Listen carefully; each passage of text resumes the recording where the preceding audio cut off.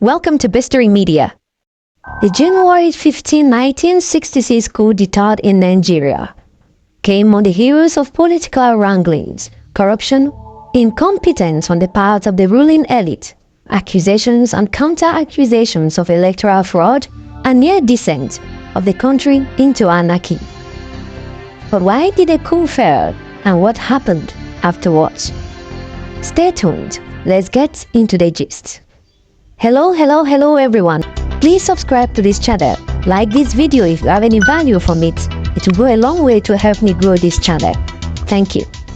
The officers were still politically inexperienced and had yet to grasp the act of coup planning and execution when they struck first in January 1966 with a motley collection of junior officers. This lack of experience helps to explain why Major Chukwuma Kaduna Nziogu and others who orchestrated the coup failed to seize power. Instead, Nigeria's first military dictator was Major General Johnson Aguiyi-Ironsi, who was the army's commander-in-chief.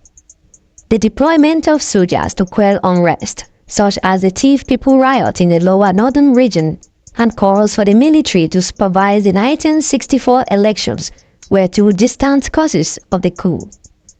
The beginnings of what became known as the federal character principle, which sought to give each area some parity of representation, gave military personnel a sense of being sectional representatives, whereas the later involvement gave the soldiers a feeling of political efficacy.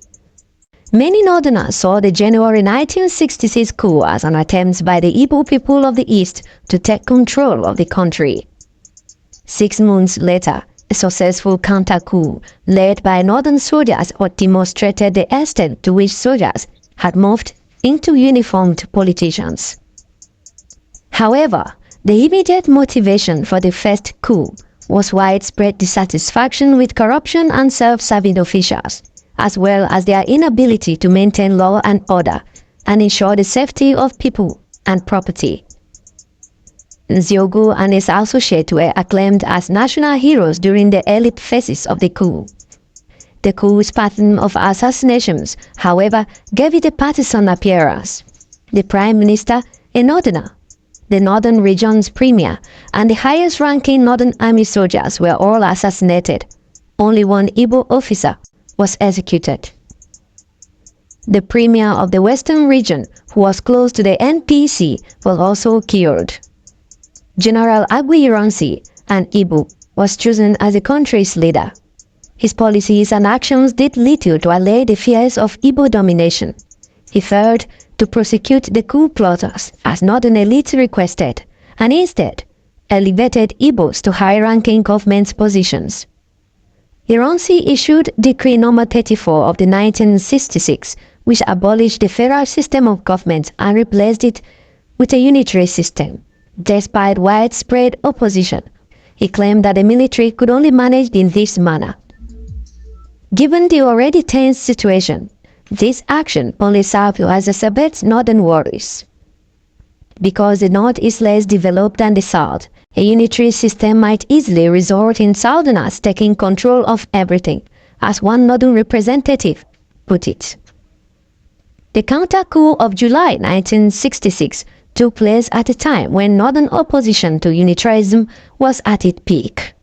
The status quo of Northern domination was restored after the death of most top-ranking Igbo commanders, including Aguiyi-Ironsi. After the coup, Lieutenant Colonel later General Yakubu Gowon, a Christian from the Middle Belt, was appointed as president.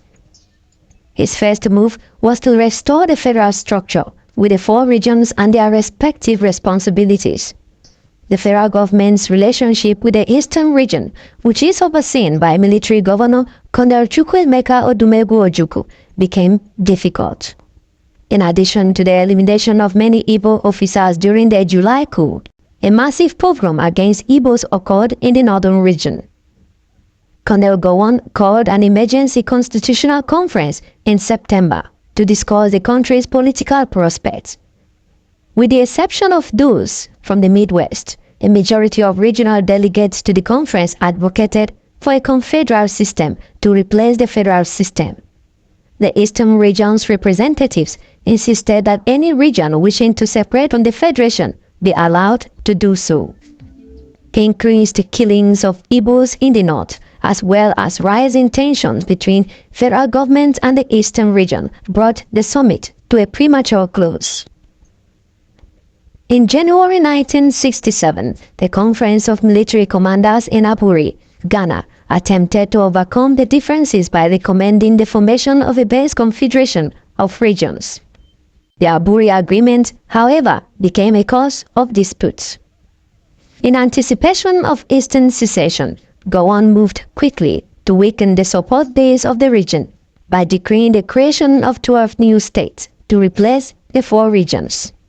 6 of these states had minority communities that had been clamoring for statehood since the 1950s.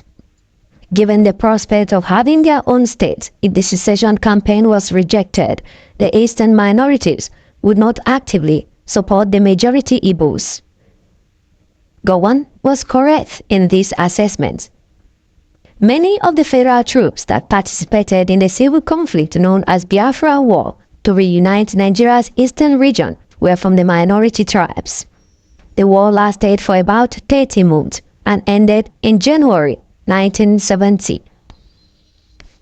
The post-war Gowon government issued a 9-point transition program that was to culminate in the handing over of power to a civilian government on October 1, 1976. The agenda of the transition included the reorganization of the armed forces, the completion of the establishment of the 12 states announced in 1967, a census, a new constitution, and elections. Gowon initiated several nation-building policies, the most notable of which was the National Youth Service Corps, NYSC, a community service institution that required 1 year of service by each Nigerian immediately after graduation from university or other institution of higher learning. Each member of the corps had to serve in a state other than his or her home state. Millions of graduates have served in this program since inception. Why do you think the coup failed? Let me know your thoughts in comment section.